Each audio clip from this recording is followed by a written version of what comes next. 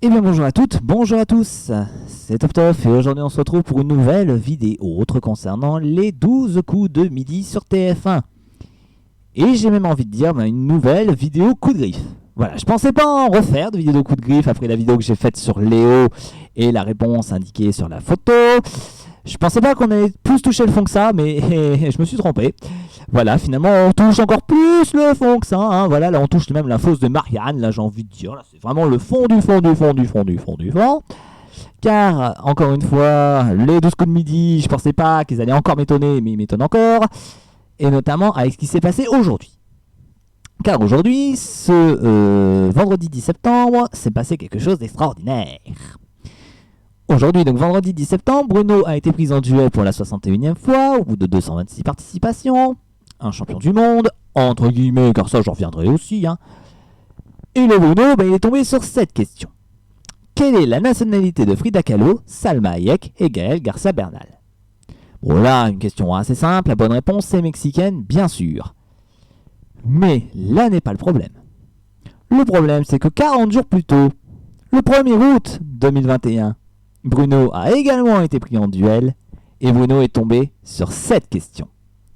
Dans quel pays est née la comédienne Salma Hayek? Tiens, Salma Hayek. Je la retrouve ici. Hein. Donc oui, vous le voyez bien que Bruno, en 40 jours, a eu 2 duels identiques. 2 questions de duel parfaitement identiques. Avec 2 réponses totalement identiques, évidemment. Et la photo, en plus, est identique. Vous le voyez ici. Hein. La photo est exactement la même. Hein. C'est pas une blague. Et là, j'ai envie de pousser un nouveau coup de griffe. Mais putain, mais sans déconner. Mais faut arrêter les conneries, quoi, les gars. 2 questions identiques pour Bruno. Si ça, c'est pas encore une fois du foutage de gueule, je sais pas ce que c'est, les gars. Veuillez me dire ce que c'est, parce que moi-même, je ne sais pas ce que c'est. Et là, franchement, 2 fois la même question en 40 jours de temps. Mais les gars, mais vous avez rien d'autre à foutre. Et on va encore, et dites encore une fois, là, que le champion n'est pas avantagé. Dites-le, là, que le champion n'est pas avantagé. Dites-le nous. Parce que là, faut arrêter, là. Faut arrêter de nous prendre pour des jambons, là, les gars. Parce que là, le dragon, je vous dis franchement, il se fait prendre pour un énorme jambon, là. Hein. Je vous dis franchement. Hein. Et ça m'énerve. Ça m'énerve, ça m'énerve, ça m'énerve, ça m'énerve. Clairement. Ça me saoule. D'autant plus qu'on fait ça pour un champion du monde. Alors, champion du monde qui n'en est pas un du tout, hein. Puisque on dit dans la presse, même M. Reichmann, il est content, hein. Hey, Bruno, champion du monde. Ben non. C'est pas un champion du monde, le Bruno. Car je vais vous dire un truc. En juillet 2021, en Espagne, il s'est passé quoi? En Espagne, en juillet 21, dans le jeu espagnol, donc Pasapalabra, un certain monsieur qui s'appelle Pablo Diaz a réussi un exploit en gagnant presque 2 millions d'euros en 260 participations. Oui, vous avez bien entendu les gars, 260 participations, alors que Bruno n'en est même pas 230. Donc, de dire que le Bruno détient un record du monde en termes de participation et de victoire dans un jeu télé, c'est faux. C'est faux et archi faux, les gars. C'est complètement faux. Donc les gars, vérifiez vos sources avant de dire quoi que ce soit. Ensuite, Bruno, le pauvre, j'ai envie de dire oui, c'est le pauvre, même s'il est bien riche, hein, puisque le gars il a quand même 9 bagnoles, ça on va y revenir après. On va y revenir après.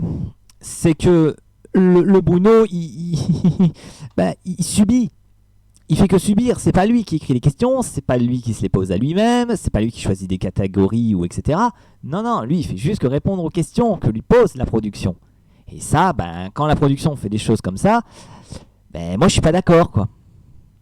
Moi je suis pas d'accord pour le coup, je ne suis pas d'accord.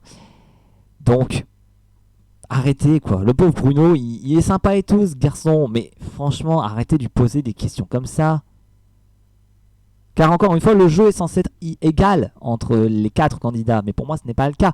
Et d'ailleurs, Bruno l'a même dit dans une interview qu'il se sentait avantagé.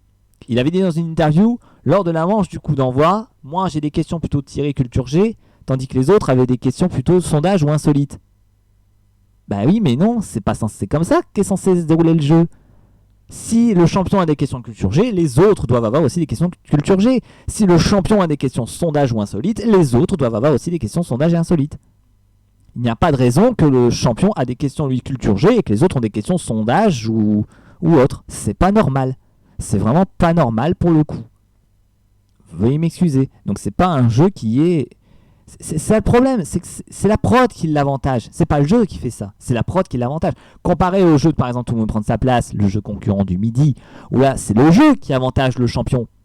C'est le jeu qui avantage le champion.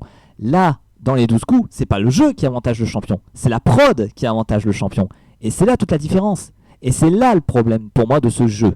Et pour moi, tant que le jeu n'évoluera pas, moi je ne le regarde plus, puisque aujourd'hui je vous le dis franchement, je ne regarde même plus ce jeu. Le jeu, je ne le regarde plus.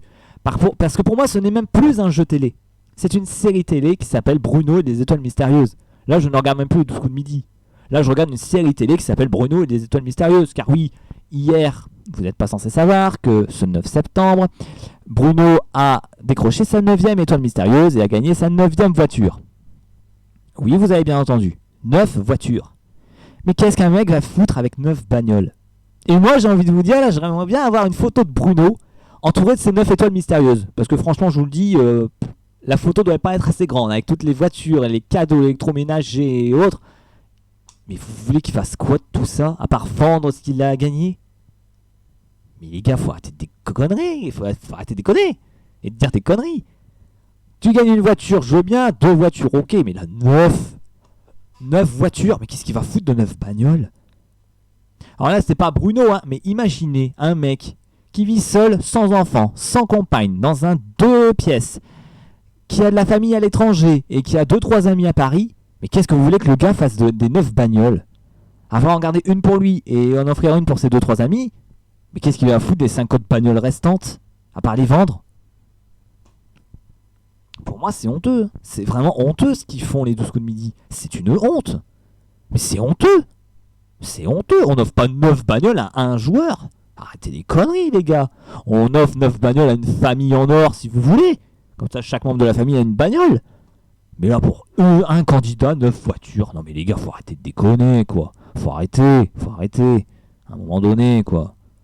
Je suis même pas sûr que dans le jeu, à la base, ils avaient même prévu ça quand le jeu a été créé il y a 10 ans. Hein. Je suis même pas sûr qu'ils avaient prévu de dire on va offrir 9 bagnoles à un candidat. Hein. Parce que moi, déjà, ça, j'y crois pas. Hein. J'y crois pas du tout. Donc déjà, bon voilà, mais encore une fois, Bruno, le pauvre, il subit, quoi. Il subit, et quand on voit ça, moi, je suis pas d'accord, quoi.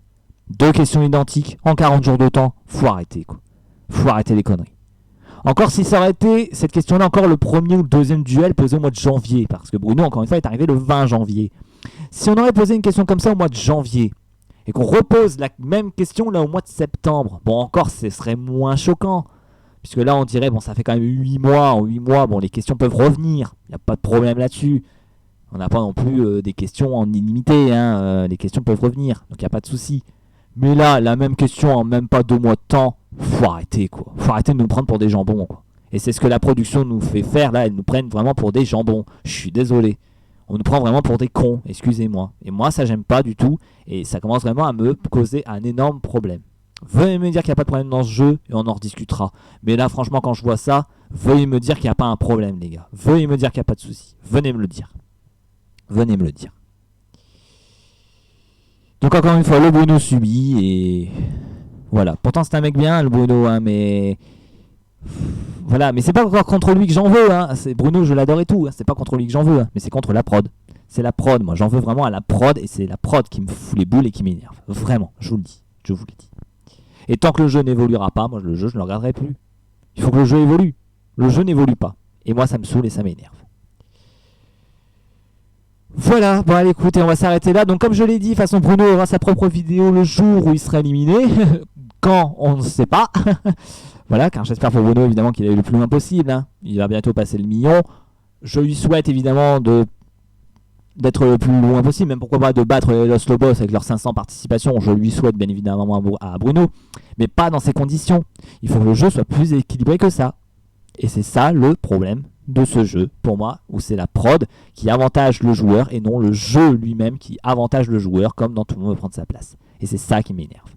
Donc Bruno aura sa vidéo hein, où j'expliquerai tout bien sûr, l'intégralité de ses duels ainsi que le parcours de Bruno dans le jeu des 12 coups de midi. Voilà, allez on s'arrête là pour cette vidéo. Donc c'était top donc pour cette vidéo de coup de griffe sur les 12 coups de midi. J'espère quand même que cette vidéo vous aura plu.